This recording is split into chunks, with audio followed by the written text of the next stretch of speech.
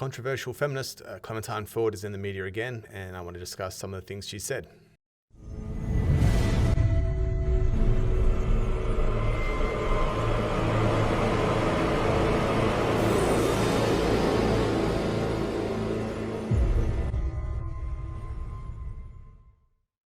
Okay, so here down in Australia, we have a lady called Clementine Ford. She is probably, I think, our most prominent feminist, her or Jane Caro, I would imagine.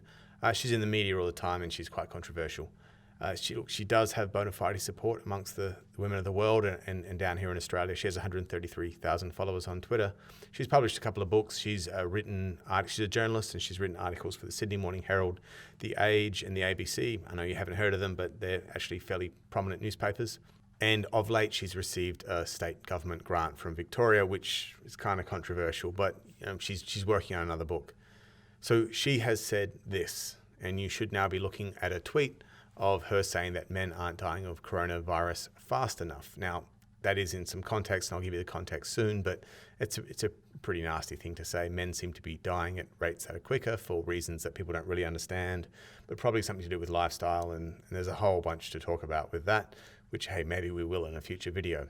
But clearly this is a tough and callous thing to say. The context, which you can see at the top there, is she had an article that she wanted to talk about, in which I believe that the subject of the article was that some women were having to quit their jobs or leave their jobs so they could go home and look after the kids because the men weren't able to, or something like that. The husbands were either stay-at-home husbands that were incompetent at that particular job, or guys that were like, nah, I'm definitely not going to be the one that quits my job, you quit your job.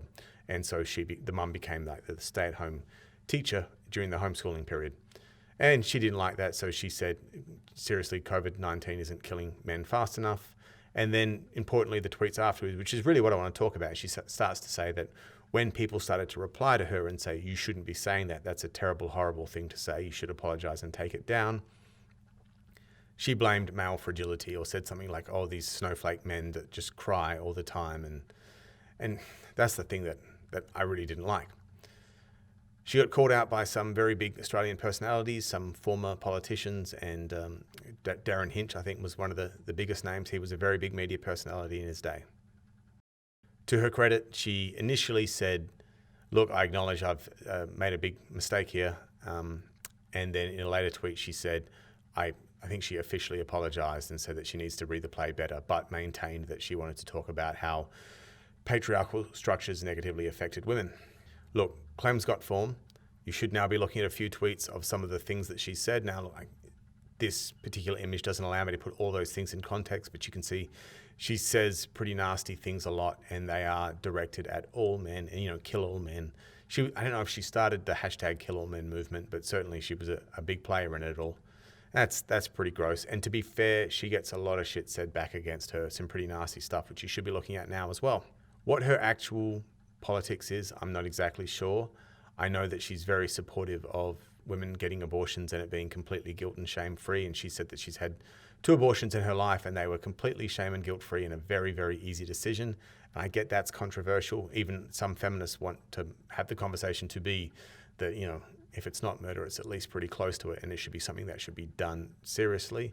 That's not to say, I suppose serious decisions can be easy decisions, so I don't suppose those things are necessarily in conflict. And I think she, from what I can tell, she also seems to think that any sort of female suffering as a result of the way that society works must necessarily be because a man has made a bad decision, or female suffering comes at the cost of, or male benefits, male happiness comes at the cost of female suffering sometimes, and almost as though you could alleviate female suffering, or that at least that things can be done better, which seems a pretty standard feminist statement to make. Look, the issues in it, number one, clearly there is a bunch of hypocrisy in the way that social media works. I mean, Zuby got kicked off Twitter and reinstated, but kicked off Twitter because he said, okay, dude. And now he's making a lot of money out of t-shirt sales that said, okay, dude.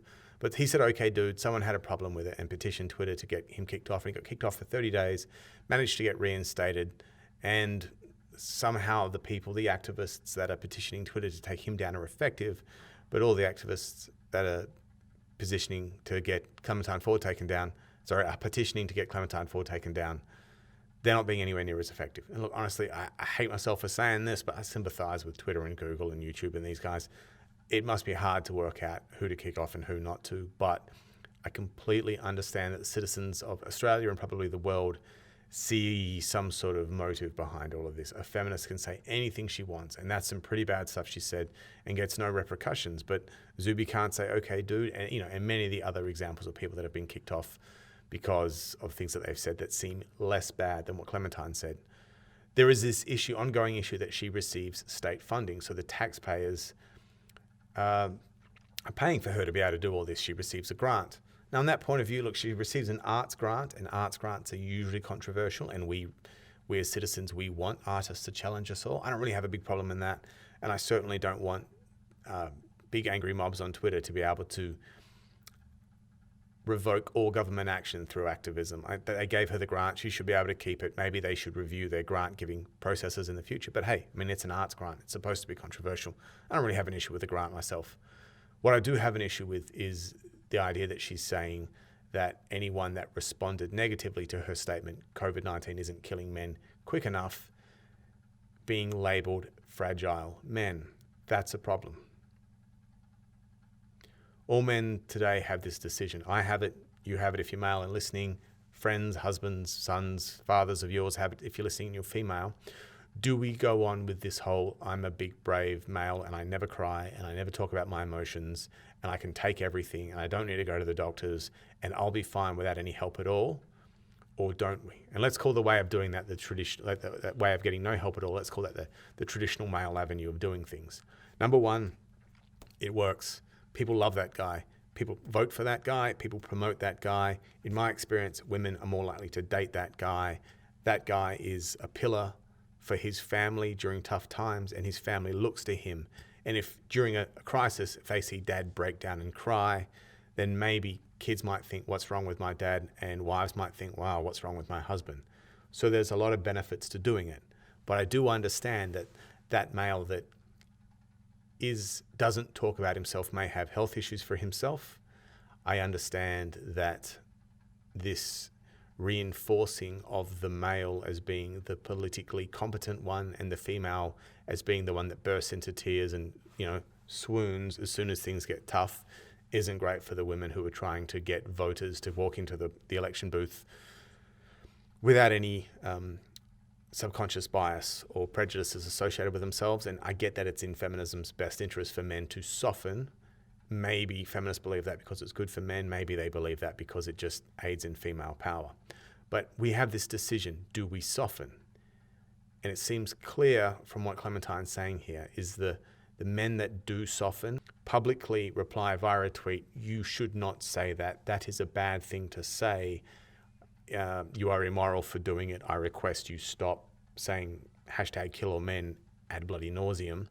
Those men are going to get called crybabies and sooks and man babies and fragile and snowflakes.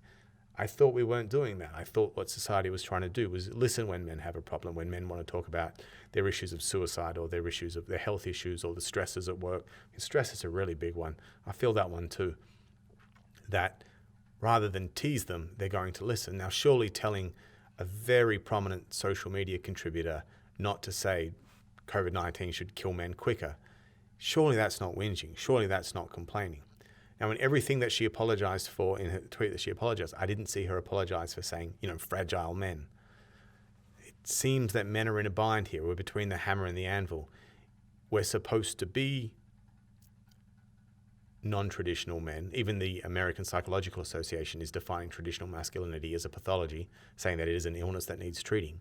We're supposed to not be these traditional men, but then when we try and be these non-traditional men, we are fragile men and crybabies. Look, for me, from my own point of view, I'm going to continue being a traditional man. It seems the best option to be that pillar, that person that doesn't complain, that doesn't cry, that never breaks down, I do talk about my problems, definitely, but I've got a group of guys online, the Fraternity of Excellence, that I do that with. I don't do it with my family as much, and I'm certainly not going to do it with bloody social media and publicly. I mean, I completely understand that my masculinity will be ripped in half by people online for doing that, and then that ends badly for me. But each guy's going to have to make his own decision. My decision, I think it's a good one. Be that traditional male publicly and find a private group of guys that you can have that emotional conversation with, and they'll treat privately, respectfully. It won't go publicly, and they're not some hidden agent of some organization that's just looking to paint all men as bad. I've found that. If you're a guy, I suggest you go and find it too. And if you know a guy, then I suggest you tell them to go and find it too. It's what we need to do. I think we used to have it back in the day. We kind of lost it, but maybe we're getting it back now. Anyway, that's quite a long post. Thanks for listening. Hit like and hit subscribe. And if you like this video, check out some more that I've done, and I'll see you in the next one. Bye now.